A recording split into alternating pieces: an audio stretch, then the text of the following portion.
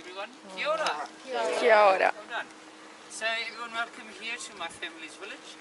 The full name of my family's village is this long name. Okay? Te whakarewa tanga o te upitawa of Wāhia. Try saying that fast 3 times. Now that there, the Uprising War Party of Wāhia.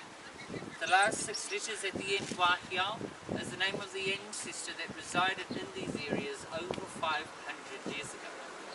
Now Wāhia, how it's got its name, Wāhia's warriors will be lining along these hills. They'll be performing the Māori postural war dance known as the haka. Now every time they perform the haka, they'll stamp their feet. And every time they stamp their feet, the dust rose up. It's the reason it's got the name, the Uprising War Party of Wāhia. So, we are going to give this name a go, alright? Before we do, just a couple of things. The WH, we pronounce that very similar to the PH, like photo, photography, pharmacy. The other one is the R, we roll the R, it's very similar to the Scottish and the Spanish people. So if you're able to give this a go, Parece o Kiko.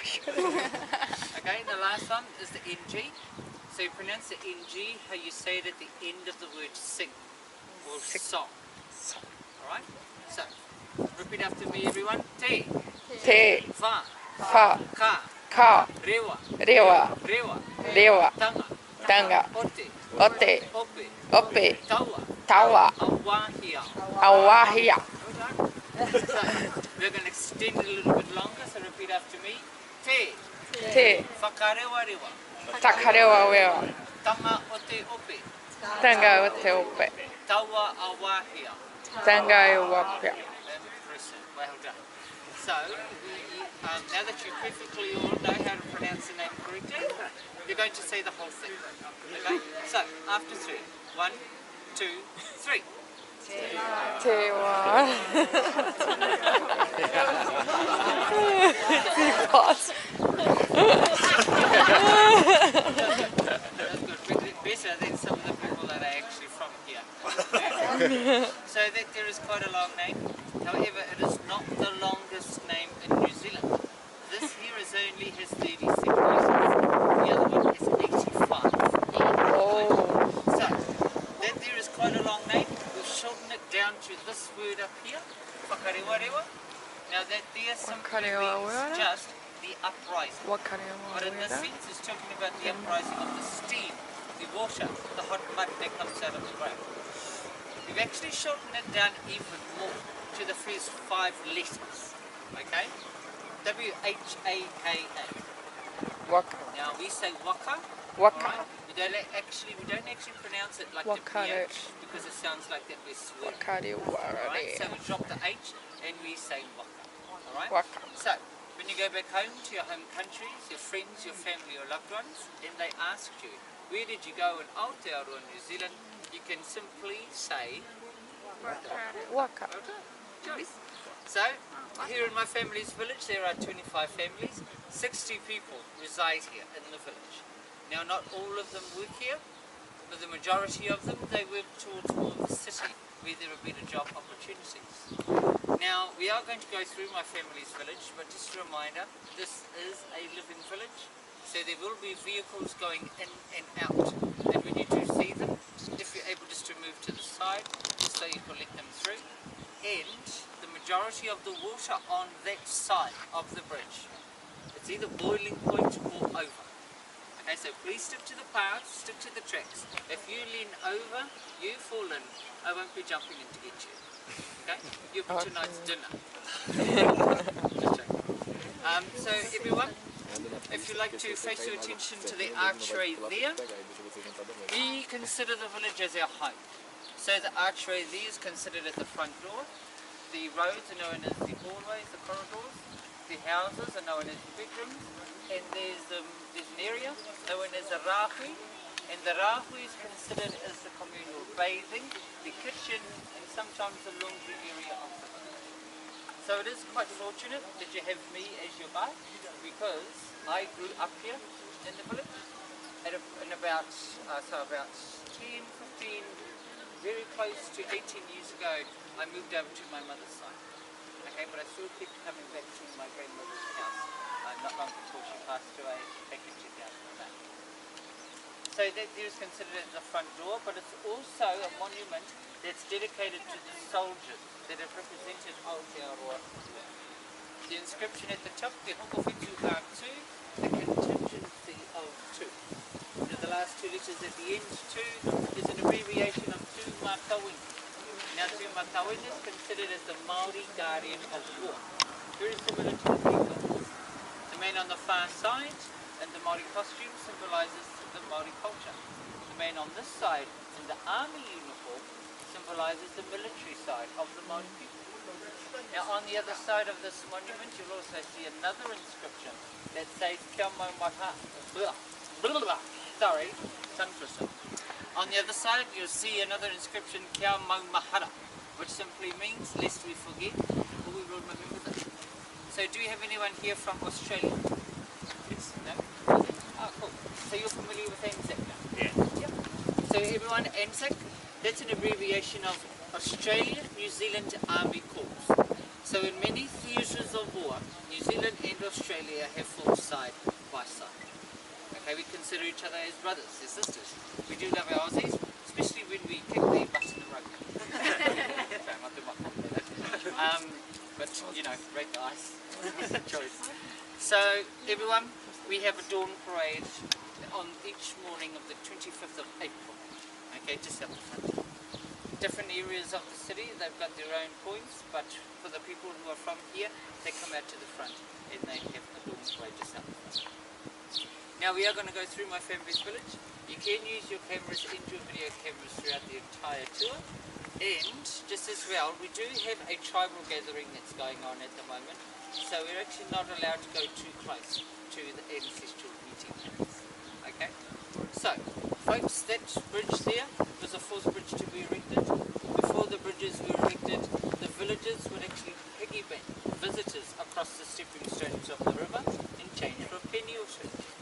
With the bridges being up, the likes of my aunt, my grand aunties, grand uncles, my grandparents, they were all diving in there, and visitors will be crossing over the bridge, they'll be throwing in a penny or two. That's where the penny divers come from, the word penny divers. So nowadays I've got my cousins in there, they don't dive for pennies anymore, they dive for dollars instead. So on an average day, they can make between $50 to $60 a day. This is just after school. In the school holidays, summer holidays, they can make between $80 to $120 a day.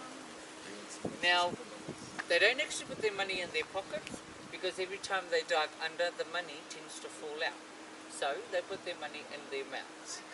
Now, I can't necessarily picture them with over $100 worth of coins in their mouths. There are little hiding spaces in the sides of the rocks here. Well, unfortunately for them, we the older cousins, we know where those hiding spaces are. Alright? So, everyone just follow me in, but once again, welcome to my family's home. Follow me in, this way here.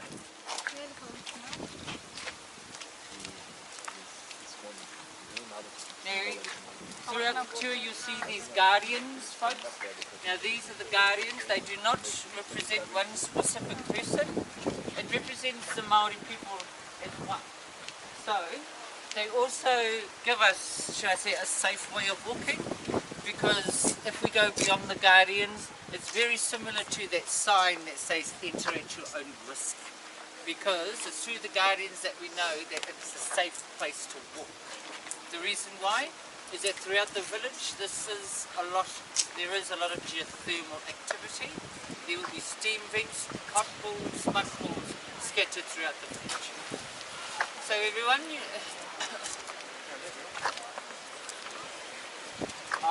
really good.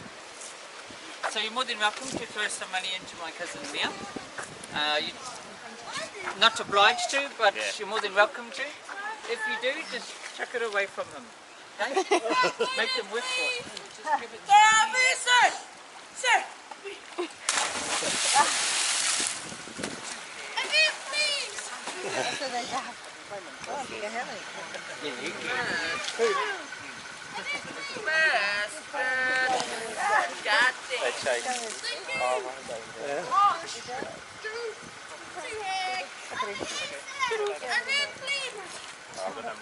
So as I mentioned before everyone, I did grow up here in the village. So I've got two family houses here. One of them is that one there. The other family house is down in there. Okay? It's the one with the plaster coming down. That's the house that I grew up in. Right? So this river here is known as Te Puaringa.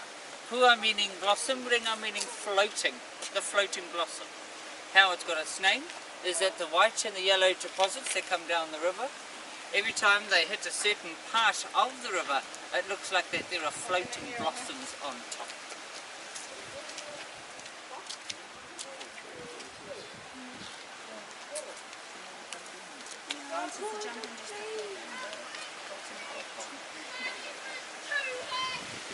A mina ele parece um pico, tem o tamanho das bochechas.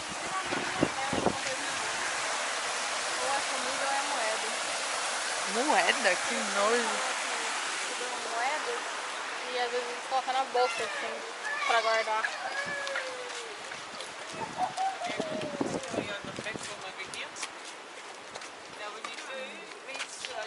Don't have to though, but have a look at some of the pictures that we've got on the panels. The reason why is that all along here there used to be houses, okay? But because of the steam vents, most of the houses in the village had to be demolished, removed or dismantled. So like this house over here on our left, that used to extend out to the right hand side of it. But because of that steam vent, that part of the house actually collapsed. Alright, so it's still quite a dangerous house. Not even the builders are allowed to go in to start to dismantle it. Because if they go in there, they take one wrong step, they'll end up falling through the floor and landing in a hot pool or a mud pool. So that structure there in front of you, that there is known as a whare moi. Whare meaning house, moi meaning sleep, a sleeping house. How it's got its name is that in the olden days we never had big structures like 3-bedroom homes. We only had those sorts of structures. So the women and the children will be sleeping inside, the men will be sleeping outside underneath the awning, just so he can ensure that his family is safe and protected. So it is very difficult to redevelop here in the village, because if we dig more than 4 to 6 feet, we'll be hitting a hot pool or a mud pool. So the next area we are going to go into is that area there where you see a lot of the steam. Okay, so that's more of the dangerous area of the village. So please stick to the paths, stick to the tracks. Okay, so everyone, if you'd like to follow me this way. Ok.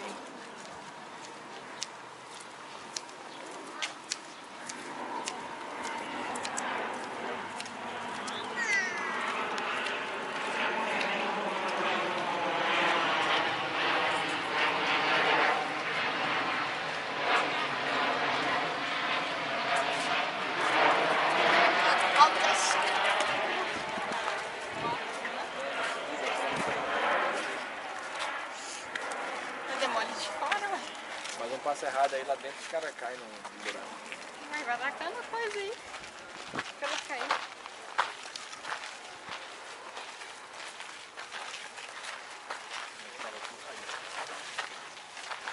Aqui, ó. Chega muito perto não, vai gastar.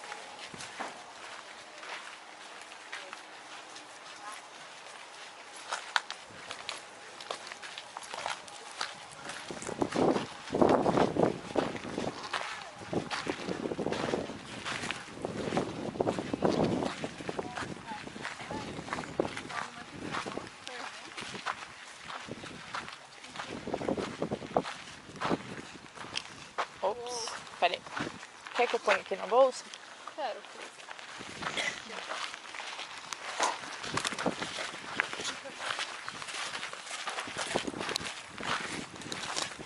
Okay, everyone, so if you're able to give this name go, Ho Aka, Kohu Wai.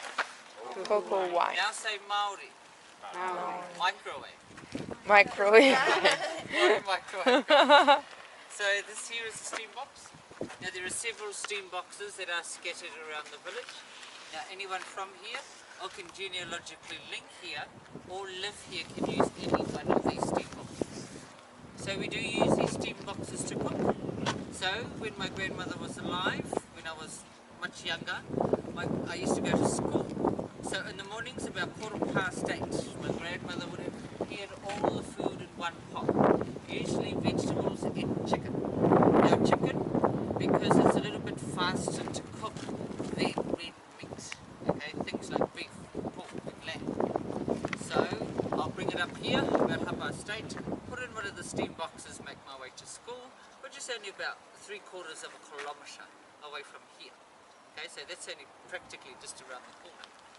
And about 3 o'clock to 3:30, I'll make my way back. I'll have my oven mitts in my backpack because it'll be quite hot actually reaching in there to get out the pot. Bring it out, rest it on the ground for a little bit, just so the handles can cool down, and then I can take it back down home in time for dinner. Alright, so that will be between 3 to 3:30. I'll be coming back, bringing out the pot. Now usually about 4:45, 10 to 5, I'll bring up, usually leave the leafy vegetables like cabbage, silver beet, spinach, and putting them in that bowl up there. But I'll explain a little bit to you, a little bit more when we make our way home. So when it comes to chicken, about an hour to an hour and a half and it's cooked. When it comes to thicker meat, like red meat, just a little bit longer. Now you can leave your food in here to cook all day and it will not burn, because it produces a moist heat, not a dry heat. Okay, but if you do leave your food in there to cook for most of the day, then all you have to do is pick up the bone and the meat just simply slides off. Okay, but if you're like some of those people who are very similar to carnivores, who like to rip the meat off the bone, then about an hour to an hour and a half, depending on how much meat you have or what meat you have. So these are, we the Māori people from here call it the Māori microwave. Okay, the other people they call it steam boxes, and for some other people they just call it a method of cooking. But this is one of two methods of cooking. The other method of cooking is at this hot pool just over here. So we do have ovens in our homes, but when we've got things like this in our backyards, we tend to come and use them because it saves power. So one good thing about living in this village is that we can save between 40 to 70% of our power bill. You know those nasty little letters you get from the power companies? Yeah, we love them. Right, so we also cook steam puddings in here as well. But just like you do at home, we don't keep opening and closing the lids. Just like here, we don't keep opening and closing the door as well. The door with the oven, lid with the steam box. You'll end up with flat puddings. So there's usually an indication that there is steam puddings in here by a rock. Okay, a rock is just simply put on here, then we know that there's a steam pudding in there. So, apparently there's no rock on top. And because I'm the golden child of the village, I'm not the one to listen either. So everyone, bring out your cameras, your video cameras, you'll see what's in here and have a look.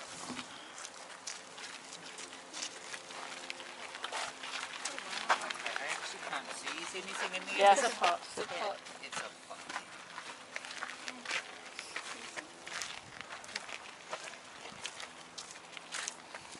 One little pot. Okay. So when we usually cook with pre-packed meals because everyone can have a fair share and we don't have to worry about doing the dishes afterwards. Alright? So some steam boxes, they have a gap bigger than others, so like this one here, from the bottom to the lid, it's small compared to this one on that side. It's open, you'll actually see that it's quite bigger. So this box and that steam box down there, it just doesn't take that long to fill up with heat and steam, so the food cooks a bit faster.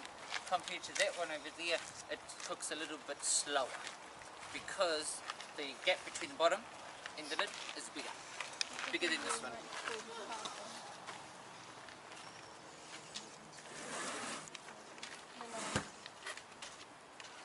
Alright, so make your way up to that fence line up there everyone and have a look over.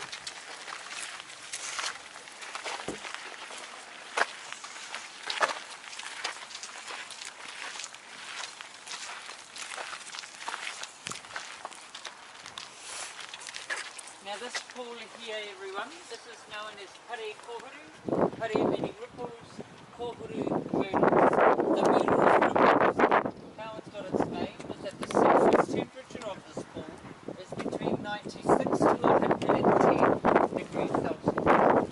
Now throughout the seasons the temperatures does fluctuate because in the winter time it tends to hit around the 98, 96 mark. In the summertime it tends to hit around the 108, 110.